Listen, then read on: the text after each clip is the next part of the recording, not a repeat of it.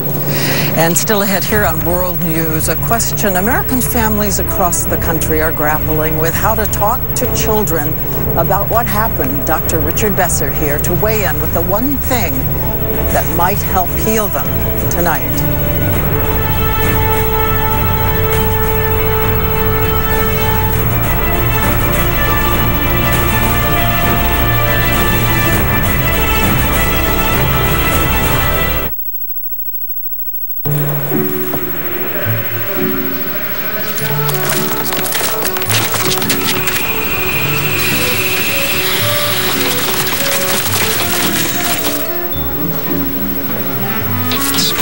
ETF investors don't live in a more precise world than you do. They just invest in one. Before investing, consider the fund's investment objectives, risks, charges, and expenses. Call 1-866-787-2257 for a prospectus containing this information. Read it carefully. This is Sheldon, whose long day setting up the news starts with arthritis pain and a choice. Take Tylenol or take Aleve, the #1 recommended pain reliever by orthopedic doctors. Just 2 Aleve can keep pain away all day.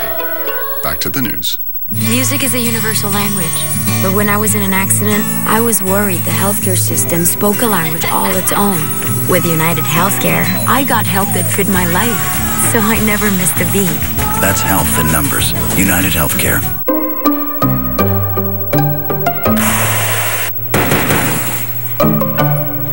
With SodaStream, you can make your own soda in over 60 better-for-you flavors. If you love the bubbles, set them free. SodaStream. Questions? Anyone have occasional constipation, diarrhea, gas, bloating? Yeah. 1 Phillips Colon Health probiotic cap each day helps defend against these digestive issues with 3 strains of good bacteria. Approved. Live the regular life. Phillips.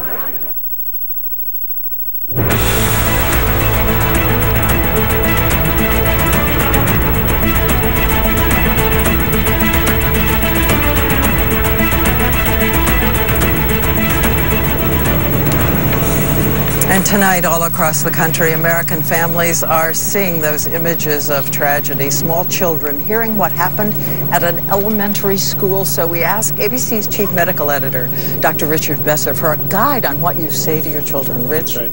You know, just as adults scramble today to protect children, there are things you can do tonight to protect your children from the vulnerable emotions, from the tragedy that's affecting us all. How you do that will depend on their age. If your child is 7 or under and is sitting with you right now, my advice, let them go into another room. If they haven't heard about the shooting, they don't need to know about it. You know your child best. If they're between 7 and 12, talk to them about it. Don't lie. Don't evade. But tell them they're safe. Something like this, where someone hurts a child in a school, is so incredibly rare. It never happened to mom or dad or anyone we know. And the man who did it is gone now. It's over. Ask how they feel about it. Tell them it's okay to be sad, that you're sad. Support whatever they feel and tell them that you'll keep them safe. But sharing some extra hugs will have more effect on their body chemistry than asking them over and over if they're all right. For teens, watch to see how they react. Ask them to talk about it. And you can use this to have a real conversation. Why do they think it happened? You might want to direct them to some volunteer work so they feel that they can be working to improve things. For all kids, keep your routine. Children are reassured if their world continues in a normal way. Bedtime is bedtime tonight. Basketball practice, it happens tomorrow. It shows them the world is still normal. If they want you to take them to school on Monday, that's fine. But going back to school on Monday proves to them that you're not worried, so they won't be. Particularly if you're a parent, this can be traumatic for you as well. So reach out and ask for extra hugs. Talk with your friends. You have to take care of yourself if you're going to be there for your children. And tell us more about the signs of something wrong, even if your child doesn't tell you. Right. I mean, it's normal to have a stress reaction, but a child who's not sleeping, who's not eating, who can't focus, a child who is hyper worried, they can't think about anything else, who's not able to return to their normal activities after a week or two, they need to get special help. And again, as you've been saying, don't assume because they say nothing. That's right. They're not feeling something. Thank you, Rich. And coming up, we kept hearing about the training the teachers received inside the Sandy Hook Elementary School. They never dreamed they would have to use it, but you're going to hear how they were trained and what they did today.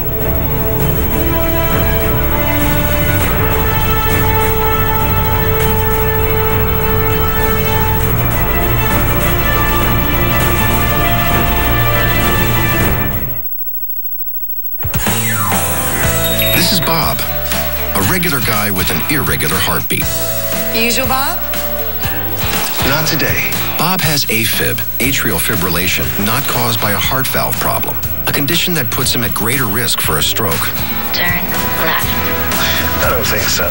For years, Bob took warfarin and made a monthly trip to the clinic to get his blood tested. But not anymore.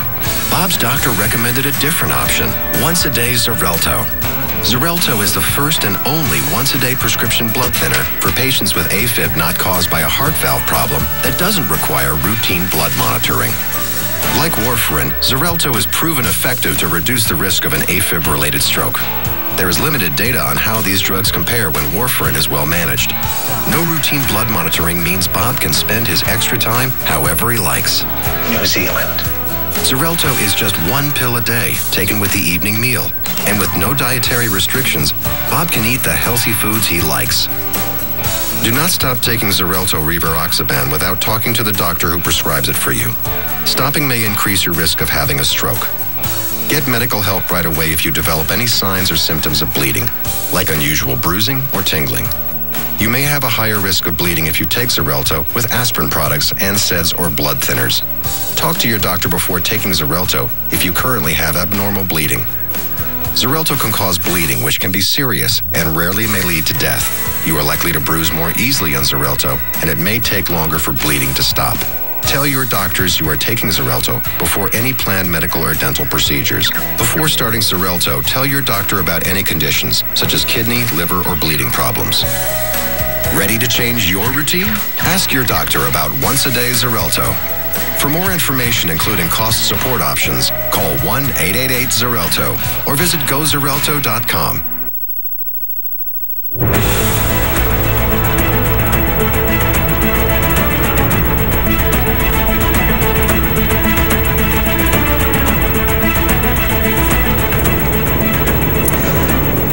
As we said, the teachers at the Sandy Hook Elementary School had been trained to react to a threat, never expecting to use that training. ABC's Amy Robach is with us now, and she tells us what the training was and exactly what they did. Amy? That's right, Diane. We're here at Danbury Hospital where the medical staff said they felt like today must have been a lot like 9/11 because they had their entire staff waiting here in the emergency room to receive the injured. Only 3 arrived. The death count unimaginable, but as you mentioned, so many people are attributing that number to the heroic acts of teachers because if it weren't for their bravery, many in this community believe that number would have been even higher. For the nearly 700 students who attend Sandy Hook Elementary School, it is the teachers' words they follow day in and day out. Today, those words might just have saved their lives. This teacher went and checked. She came in, closed and locked the door. They went into a corner until they were recovered by police. The teacher put everyone in a corner, locked the door, and they weren't allowed to move until the police came. Restaurant owner Vita Kala has been serving pizza to Sandy Hook teachers and students for more than 30 years. Yes, they're all heroes. Not just, but everybody's a hero out there. It does sound as though that the teachers did everything humanly possible, down to risking their own lives to protect the children in this Connecticut school. Elementary schools across the country have been preparing for lockdown drills, evacuations, and other security measures since Columbine. Just this year, Sandy Hook Elementary School put into place a security plan, making it mandatory for visitors to ring a doorbell and only be let in if staff recognized them through the video monitor. And if staff didn't recognize the visitor, he or she needed to present picture ID, sign in, and only then would be let into the school. Every time we went to the school, you always had to press the button and they'd ask who you are to come in. So I don't know how anybody could just walk in. This tweet from someone who knew teachers inside the school. Hannah Green. My cousin is the assistant principal at the Newtown shooting and was shot twice and is now in surgery. This face telling it all. This woman's sister, one of those teachers inside the school, her whereabouts unknown. There's no words that I could come up with. You don't know the details of that violence, and you can't do anything to immediately help them or protect them. It is a powerless and terrifying experience.